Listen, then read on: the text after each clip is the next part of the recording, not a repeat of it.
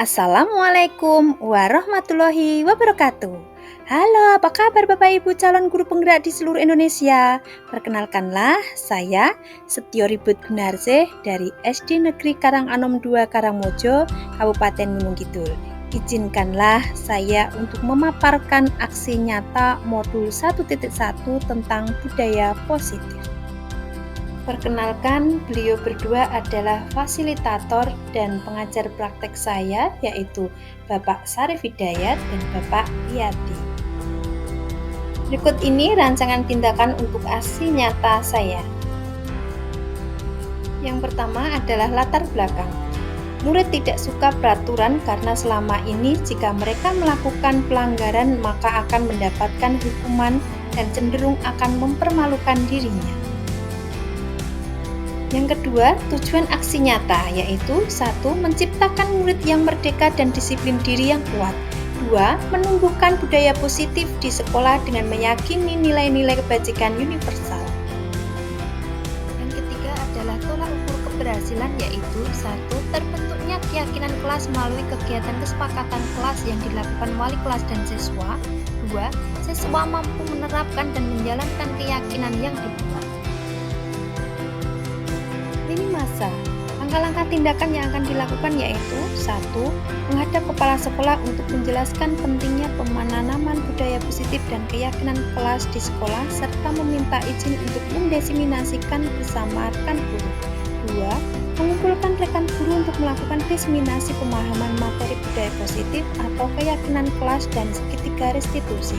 3. Berkoordinasi dan berkolaborasi dengan wali kelas untuk membuat keyakinan kelas di kelas masing-masing. 4. Memantau, merefleksi, dan mengevaluasi keyakinan kelas yang telah dibuat.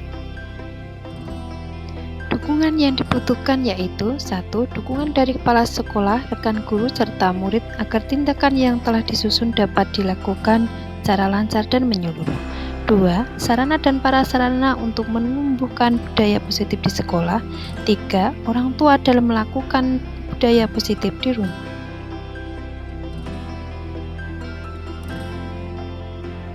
Berikut ini merupakan kegiatan diseminasi di sekolah mengenai pemahaman dan pengalaman budaya positif.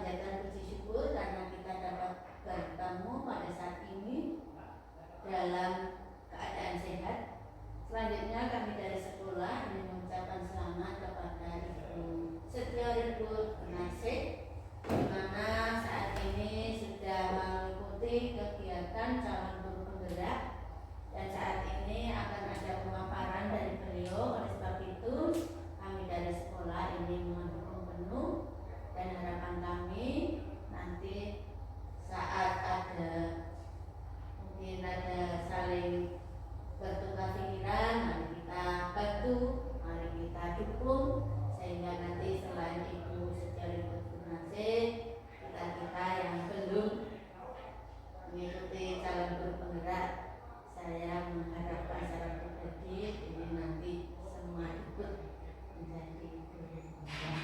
Ini harapan dari sekolah. Maka dari itu selamat untuk mengikuti kegiatan hari ini sampai selesai. Dengan demikian dapat saya sampaikan dari sekolah. Terima kasih Pak Gubernur. Terima kasih atas kata-kata dari Bu Mulyati. Selanjutnya memasuki acara yang ketiga, yaitu pemaparan yang akan disampaikan oleh Ibu Setio Gunasi.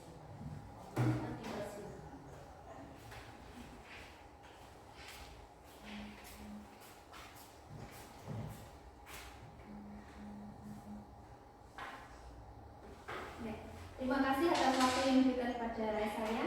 Terima kasih juga saya ucapkan atas kehadiran Bapak Ibu semuanya.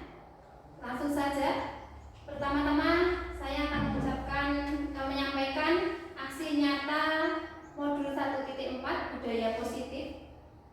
Saya selama mengikuti calon guru penggerak, saya sudah melaksanakan modul 1.4 yang modul 1 yang di dalamnya ada 4 sub, dari modul 1.1 sampai 1.4. Yang hari ini saya akan memaparkan tentang modul 1.4 tentang budaya positif. Langsung saja.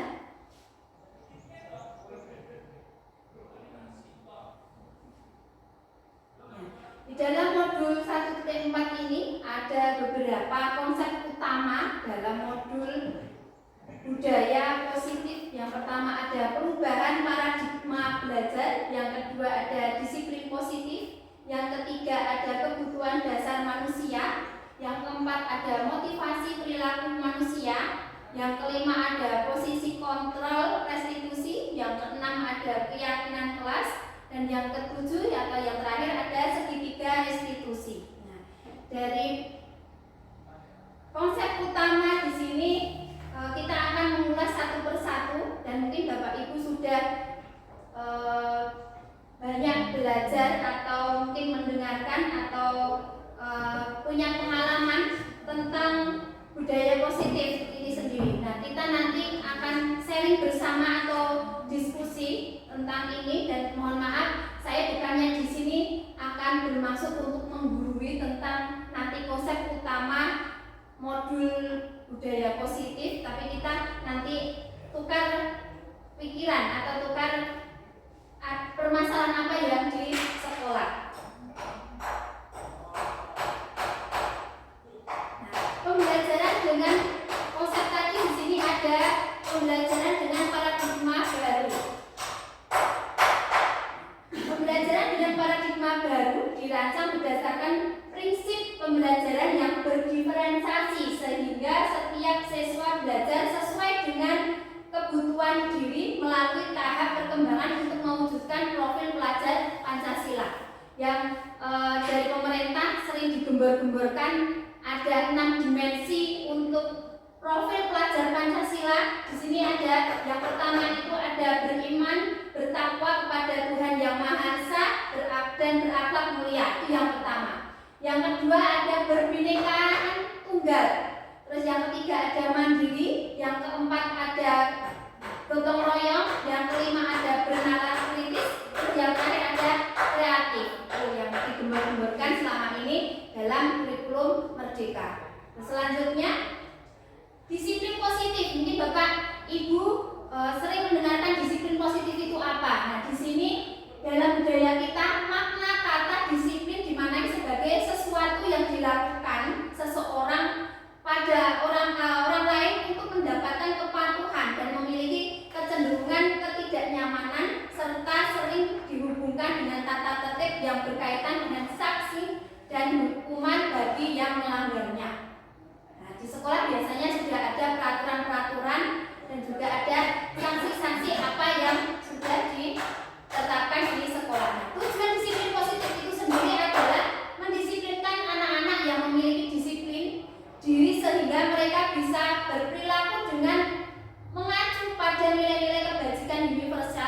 dan memiliki motivasi intrinsik, bukan yang intrinsik. Artinya sebuah disiplin harus lahir dari dirinya sendiri, bukan karena dari tekanan atau peraturan dari sekolah atau dari bapak ibu guru. Nah, selanjutnya, budaya positif juga merupakan salah satu penerapan disiplin yang bertujuan untuk menumbuhkan kesadaran serta membudayakan anak untuk melakukan sesuatu tanpa sokokan, ancaman ataupun hukuman. Itu yang mungkin diterapkan di sekolah atau di manapun. Untuk selanjutnya, yang kedua, kebutuhan dasar manusia. Di sini ada 5. Itu yang pertama ada bertahan hidup. Kalau istilah Jawa itu ada sandang, papan, pangan. Nah, di sini bertahan hidup berkaitan dengan fisik. Itu ya, artinya kita bertahan hidup membutuhkan makan, minum, dan tempat tinggal. Yang kedua, kasih sayang dan rasa diterima. Kalau di sekolah itu biasanya anak-anak itu sering caper, atau yang keluarga yang broken home, atau yang di sini cuma dititipkan kepada simbahnya. Nah, itu biasanya di sekolah itu anak-anak sering mencari perhatian dari bapak ibu guru di sekolah. Nah, untuk yang ketiga, penguasaan. Nah, sebagai manusia kita melihat siswa itu seringkali anak yang sering berkuasa. Jadi misalnya itu menang sendiri kalau di kelas ataupun di sekolah, kalau dengan adik kelas ataupun dari di kakak kelas. Yang keempat, kebebasan. Artinya siswa tidak terkekang atas peraturan-peraturan sekolah dan siswa bebas merdeka tetapi tetap terarah. Dan peraturan-peraturan biasanya anak itu mintanya kebebasan, contohnya nanti banyak. Nah, untuk yang kelima, kesenangan. Berarti siswa itu ingin bersenang-senang dalam pembelajaran sesuai dengan keyakinan kelas. Nanti kita diskusikan tentang keyakinan kelas itu sendiri. Untuk selanjutnya, motivasi perilaku manusia. Ini motivasi itu sendiri merupakan dorongan yang timbul pada diri seseorang secara sadar ataupun tidak sadar untuk melakukan suatu tindakan dengan tujuan tertentu. Itu untuk arti motivasi itu sendiri. Nah, di sini motivasi perilaku manusia itu ada 3. Yang pertama, menghindari ketidaknyamanan dan hukuman. Murid melakukan disiplin diri karena dia takut dihukum. Dia termasuk ini merupakan motivasi intrinsik. Untuk yang kedua, mendapatkan imbalan atau penghargaan dari orang lain. Murid melakukan disiplin diri itu karena dia ingin mendapatkan imbalan. Nah, ini merupakan motivasi intrinsik. Yang ketiga, menghargai nilai-nilai kebajikan diri sendiri. Murid melakukan disiplin diri karena sadar akan nilai kebajikan dirinya. Nah, ini merupakan motivasi intrinsiknya. Dari sekian ini motivasi perilaku manusia kepada terhadap anak-anak kita itu termasuk yang motivasi yang seperti apa kalau di lingkungan sekolah kita? Apa? Ya, yang ekstrinsik itu ya, kebanyakan anak itu yang seperti itu. Nah, selanjutnya konsep disiplin dengan identitas gagal. Nanti ada identitas gagal dan ada yang sukses. Di sini untuk identitas gagal itu ada hukuman dan ada penghargaan. Hukuman sendiri ada 6, itu yang menyakitkan. Yang kedua itu tidak nyaman, anak itu tidak nyaman. Yang ketiga itu murid merasa takut karena akan di peraturan. Yang keempat ada memaksa. Yang kelima itu murid menyembunyikan kesalahan karena dia takut untuk kesalahannya sendiri, dia tetap menutupi dan tidak jujur. Yang terakhir itu murid menjadi rendah diri. Nah, itu untuk hukuman kalau identitas itu sendiri gagal. Nah, kalau penghargaan yang membuat anak itu menjadi identitas gagal itu ada 5. Yang pertama itu tidak efektif. Yang kedua merusak hubungan atau sifat iri. Yang ketiga mematikan kreativitas anak. Yang keempat menghukum dengan sistem ranking. Nah, jadi selama itu di rapot sudah diterapkan tidak ada rankingan. Nanti kalau ada rankingan biasanya anak-anak sering dibully. Wah, ranking dari diri seperti itu. Nah, yang kelima merampas hak untuk menghargai diri. Yang selanjutnya konsep disiplin dengan identitas sukses. Nah, di sini yang identitas sukses itu ada konsekuensi dan ada restitusi. Di sini konsekuensinya di sini ada yang pertama penguatan jangka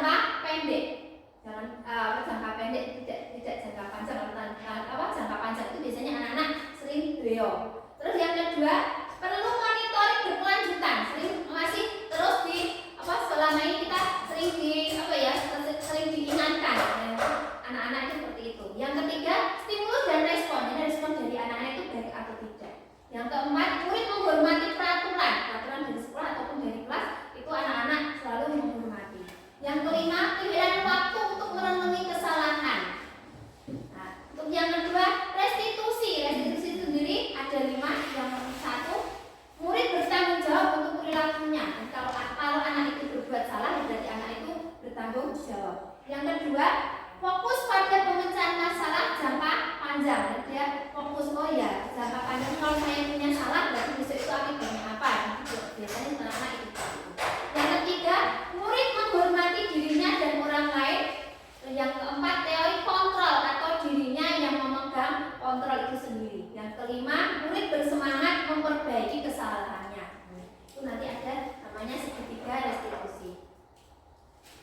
Yang selanjutnya, konsep disiplin pendekatan restitusi. Pendekatan restitusi itu sendiri sebuah cara menanamkan disiplin positif pada murid. Di sini pengertian restitusi itu sendiri, restitusi adalah proses menciptakan kondisi bagi murid untuk memperbaiki kesalahan mereka sehingga mereka bisa kembali pada kelompok mereka dengan karakter yang lebih kuat. Itu menurut dosen dari tahun 2004. Ciri-ciri restitusi itu sendiri ada 7. Yang pertama adalah bukan menebus kesalahan, namun belajar dari kesalahan. Yang kedua, memperbaiki hubungan. Yang ketiga, tawaran dan paksaan. Terus yang keempat ada menuntut untuk melihat ke dalam diri. Yang kelima, mencari kebutuhan dasar yang mendasari tindakan. Yang keenam ada fokus pada karakter bukan tindakan. Yang ketujuh, menguatkan dan fokus pada solusi. Di sini ada perbedaan. Contoh kasusnya, siswa sering tidak mengerjakan PR. Nah, hukumannya biasanya guru menghukum siswa tersebut mengerjakan soal di luar kelas. Yang kedua, guru marah dan murid menjadi takut. Itu untuk hukuman anak. Itu kasus yang saya hadapi. Terus yang kedua, konsekuensi. Konsekuensi itu guru memberikan konsekuensi untuk mengerjakan PR-nya saat istirahat atau dikerjakan sebanyak 2 kali. Yang kedua, guru tegas dan siswa menghormati peraturan. Itu untuk konsekuensi. Nah, untuk restitusi ternyata gitu ya. Yang pertama, guru menanyakan keyakinan kelas dirinya dan membantu siswa menyelesaikan masalahnya. Ditanya, kenapa toh kok tidak mengerjakan PR? Apa toh alasannya? Untuk restitusi. Untuk yang kedua, guru terbuka dan siswa menghormati dirinya dan orang lain. Kita jadi mendengarkan masalah apa anak itu kok tidak mengerjakan PR. Selanjutnya ada 5 posisi kontrol restitusi. Yang pertama ada penghukum, yang kedua pembuat rasa bersalah, yang ketiga teman, yang keempat pemantau, kelima manajer. Nah, kita nanti melihat kita itu sebagai yang mana dari 1 sampai 5. Nah, di sini ada contoh penerapan 5 posisi kontrol dari kasus siswa yang tidak potong rambut. Penghukum itu berarti patuhi aturan sekolah. Yang kedua, pembuat rasa bersalah.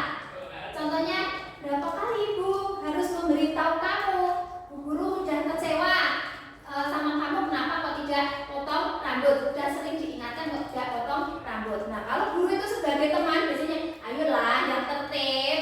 Kan guru kemarin sudah mengingatkan buat guru itu bangga kalau kalian itu tidak berbuat salah. Itu. Nah, sebagai pemantau itu kamu sudah melanggar peraturan atau konsekuensinya apa? Nah, itu biasanya kalau sebagai pemantau. Nah, kalau kita sebagai manajer, jadi apakah kamu sudah tahu kesalahanmu?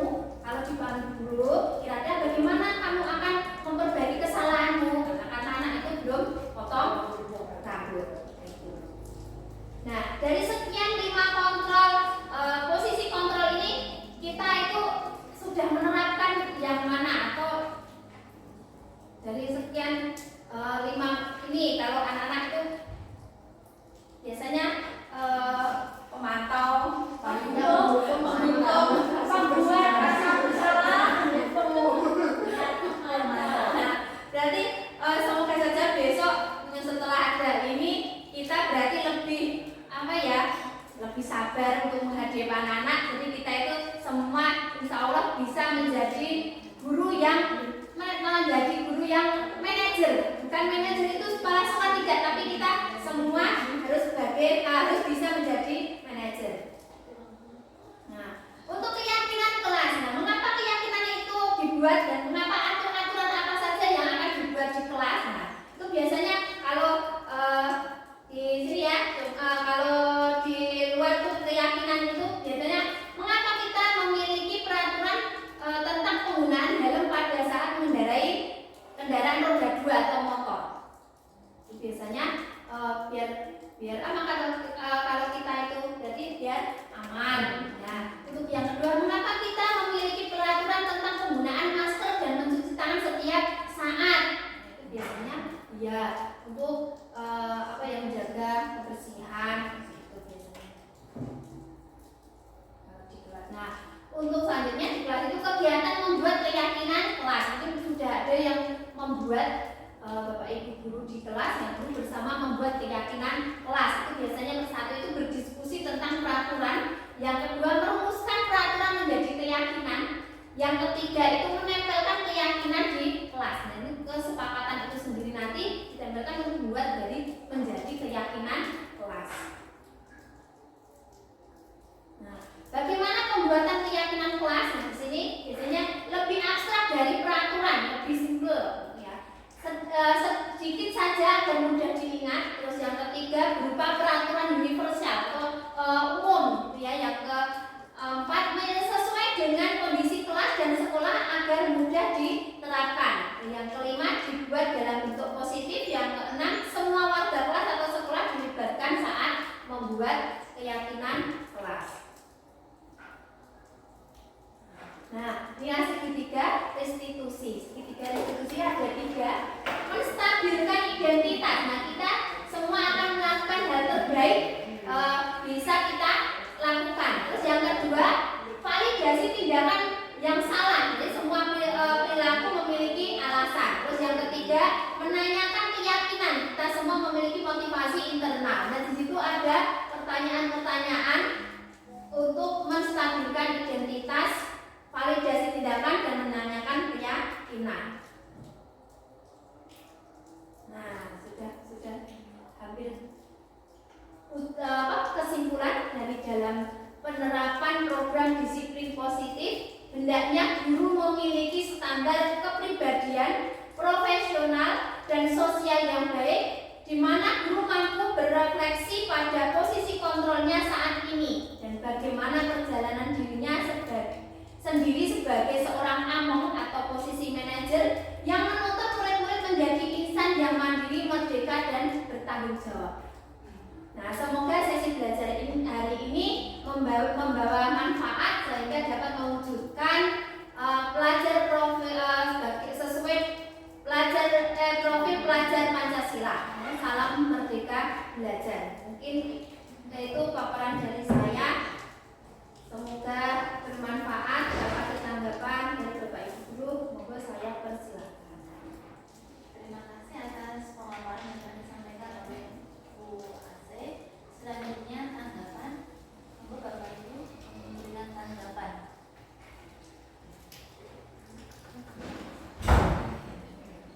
Saya ya. Tadi saya itu sebenarnya tertarik pada bagian disiplin positif. Ada motivasi ekstrinsik dan intrinsik. Kalau kebanyakan kan ekstrinsik yang sering kita gunakan selama ini, kita gaung-gaungkan. Dan gimana caranya untuk menumbuhkan motivasi intrinsik? Yang paling simpel aja, gimana biar kita itu bisa membangun motivasi intrinsik pada diri peserta didik. Itu.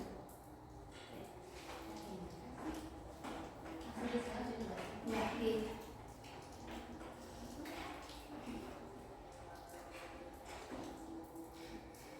ya, semoga bisa jawaban saya nanti bisa mendekati atau bisa dipahami oleh Bu Dina. Ya, terima kasih.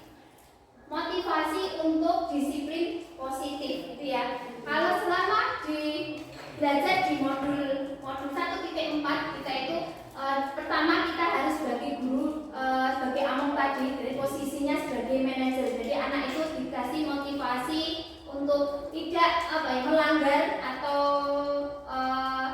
dari peraturan atau dari keyakinan kelas itu sendiri. Apakah konsekuensinya kemarin? Biasanya seperti itu. Kita panggil, jadi tidak di dalam kelas atau dari kita panggil ruangan khusus kita ditanyain apa tadi kesalahannya, kok kenapa kamu tahu apa yang tadi Bu Dina panggil, kamu tahu tidak kesalahannya. Nah seperti itu nanti anak dengan sendirinya mesti menjawab pertanyaan-pertanyaan itu sendiri dengan jujur karena kita sebagai manajer itu sendiri. Terus yang kedua nanti ditanya alasannya, alasanmu itu kenapa kok biar tidak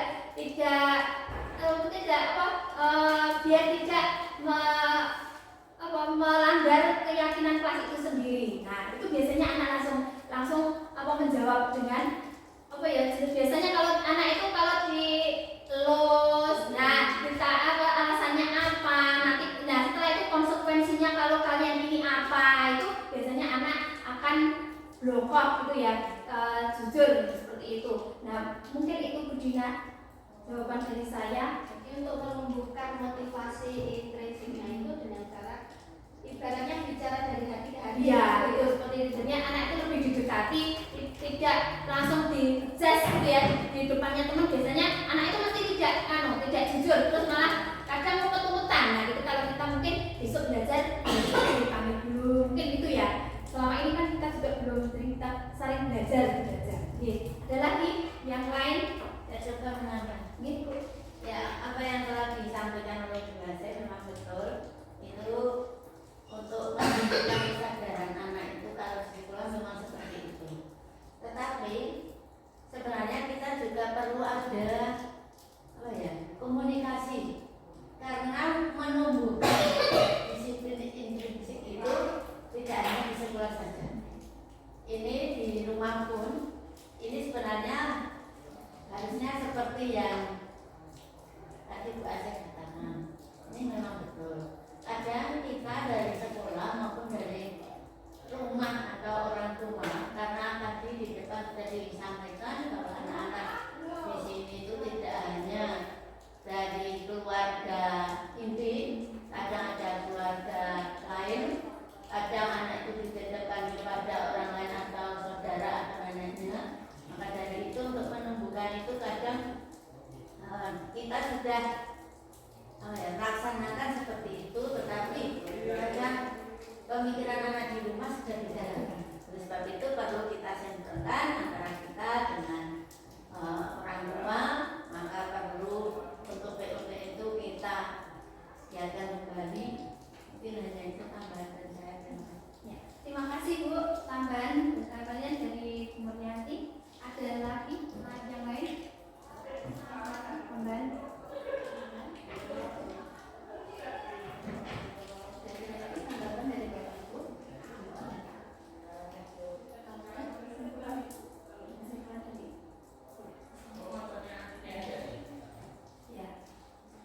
Kalau sudah tidak ada tanggapan, dan kesimpulan dari ini ya, penerapan disiplin positif itu sendiri, kita harus selalu menumbuhkan dari pertama dari sekolah, yang kedua dari orang tua, terus yang ketiga dari anak-anak. Jadi kita harus ada komunikasi antara sekolah dan orang tua agar anak itu terjalin budaya positif tidak hanya di sekolah tapi di rumah walaupun di masyarakat itu sendiri. Nah, insya Allah semoga kita bisa melaksanakan atau membimbing anak, menuntun anak untuk menjadi anak sesuai pelajar profil pelajar Pancasila. Mungkin itu dari saya. Saya kembalikan ke Bu Desi. Assalamualaikum warahmatullahi wabarakatuh.